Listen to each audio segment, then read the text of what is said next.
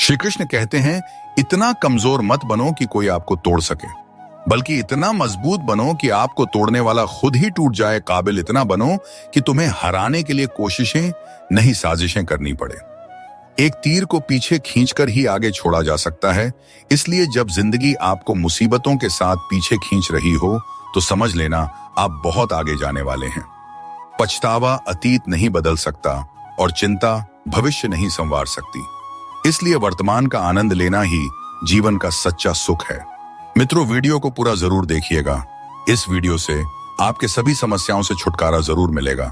और वीडियो अच्छा लगे तो लाइक और चैनल को सब्सक्राइब जरूर करना। भाग्यशाली वे नहीं होते जिन्हें सब कुछ अच्छा मिलता है, बल्कि वे होते हैं जिन्हें जो मिलता है उसी को अच्छा बना लेते हैं। ईश्वर पर भरोसा इतना रखो कि जब आपकी इच्छा से काम ना हो तो समझ लीजिए ये उसकी इच्छा है, और जब आपकी इच्छा से काम हो तो समझ लेना उनकी कृपा है। प्रभु कहते हैं, हानि हुई है तो भविष्य में लाभ भी होगा, और यदि छल हुआ है तो आगे चलकर हिसाब भी होगा।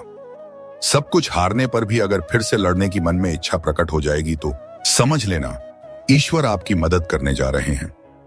सबको अपना जीवन बदलने के लिए समय मिलता है, पर समय बदलने के लिए दोबारा जीवन नहीं मिलता। दुख में शिकायत करूं, सुख में धन्यवाद करूं। जिस हाल में रखो प्रभु, मैं हर पल तुम्हें याद करें। तुम ईश्वर की चाहे जैसे प्रार्थना करो, वो उन तक पहुंचती हैं। ध्यान रखो कि वो चींटी के कदमों की आहट भी सुन सकते हैं। सब कुछ हारने पर भी अगर फिर से लड़ने की मन में इच्छा प्रकट हो जाएगी तो समझ लेना ईश्वर आपकी मदद करने जा रहे हैं। प्रभु कहते हैं, हानि हुई है तो भविष्य में लाभ भी होगा, और यदि छल हुआ है तो आगे चलकर हिसाब भी होगा। भक्ति और विश्वास इतना करो कि संकट आप पर हो और चिंता भगवान को हो। भाग्य का लिखा कोई छीन नहीं सकता। अगर हो विश्वास ऊपर वाले पर तो वो भी मिलेगा जो तेरा हो नहीं सकता। यदि जगत में प्रत्येक कार्य मनुष्य द्वारा संभव होता तो मेरा अस्तित्व ही नहीं होता। जहां से तुम्हारे प्रयत्नों का अंत होता है वहीं से मेरा अर्थात ईश्वर का कार्य आरंभ होता है। गीता में लिखा है, जिसने साथ दिया उसका साथ दो, परंतु जिसने त्याग दिया उसे तुम भी त्याग दो। किसी का भला ना हो सके तो बुरा भी मत करो, क्योंकि दुनिया कमजोर है, लेकिन दुनिया बनाने वाला नहीं जिन्होंने आपको कष्ट दिया। कष्ट तो उन्हें भी मिलेगा, और यदि आप भाग्यशाली रहे तो ईश्वर आपको यह देखने का अवसर भी देंगे। गीता में लिखा है, जब भक्ति में मन लगने लगे तो समझ लेना आपने भगवान को नहीं, भगवान ने आपको चुना है। कोई कुछ भी बोले, स्वयं को शांत रखो। धूप कितनी ही तेज हो, श्री कृष्ण कहते हैं, कुछ बातें समझने से नहीं खुद पर बीतने से समझ में आती है। भगवान आपको उन परिस्थितियों से बचा रहे हैं जिनकी आप कल्पना भी नहीं कर सकते। इच्छाओं के अनुरूप जीने के लिए जुनून चाहिए, वरना परिस्थितियां तो सदा ही विपरीत रहती हैं। जो बदला जा सके उसे बदलो, जो बदला न जा सके उसे स्वीकारो, और जो स्वीकारा न जा सके उससे दूर हो जाओ, लेकिन स्वयं को हमेशा खुश रखो। संग ना करो, राजा का पता नहीं कब रुला दे। संग करो, संतों का क्या पता कब हरि से मिला दे। जीवन में इतने व्यस्त हो जाए कि पछतावा, दुख, नफरत, डर के लिए समय ही ना बचे। याद रखिए, जीवन में खाली व्यक्ति ही सबसे ज्यादा दुखी होता है। कुछ चीजें समीप जाने से बिना मांगे ही मिल जाती हैं। अग्नि से गर्माहट, पानी से शीतलता और गुलाब से सुगंध।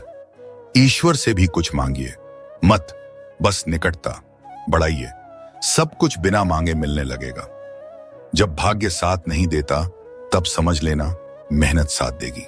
कुछ खोकर लौटे या ना लौटे, आपका कर्म अवश्य लौटता है, फिर चाहे वह अच्छा हो या बुरा। जो हो रहा है उसे होने दो।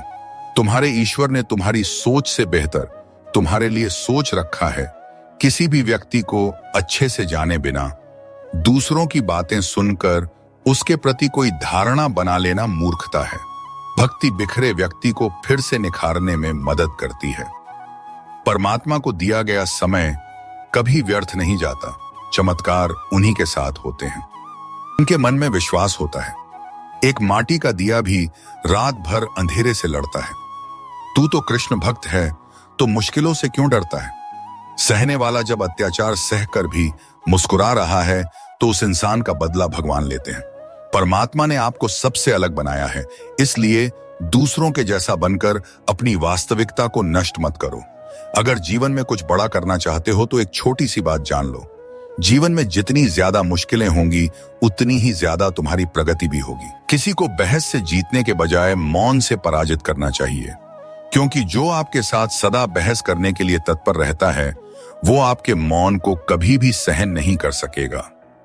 कोई भी कारण हो, कोई भी बात हो, चिढ़ो मत, गुस्सा मत करो, जोर से मत बोलो, मन शांत रखो, विचार करो, फिर निर्णय लो। आवाज से आवाज नहीं मिटती, बल्कि चुप्पी से मिटती है। तकलीफ सिर्फ आपको होगी, दुख भी आपको ही होगा। मन शांत रखोगे तो सुख भी आपको ही मिलेगा। जिंदगी में दो लोग का होना बहुत जरूरी है, एक कृष्ण जो ना लड़े फिर भी जीत पक्की कर दे, और दूसर कर्ण जो हार सामने हो फिर भी साथ कर्म का थप्पड़ इतना भारी और भयंकर होता है कि हमारा जमा हुआ पुण्य कब खत्म हो जाए पता भी नहीं चलता। पुण्य खत्म होने पर समर्थ राजा को भी भीख मांगनी पड़ती है। इसीलिए कभी किसी के साथ छल कपट करके किसी की आत्मा को दुखी ना करें। गीता का ज्ञान भुलाकर मानवता सदा ही हारी है, इसलिए संसार में आज भी महाभारत जारी है। भगवत गीता में लिखा है, इंसान उतना ही बड़ा बन सकता है जितना बड़ा वह सोच सकता है।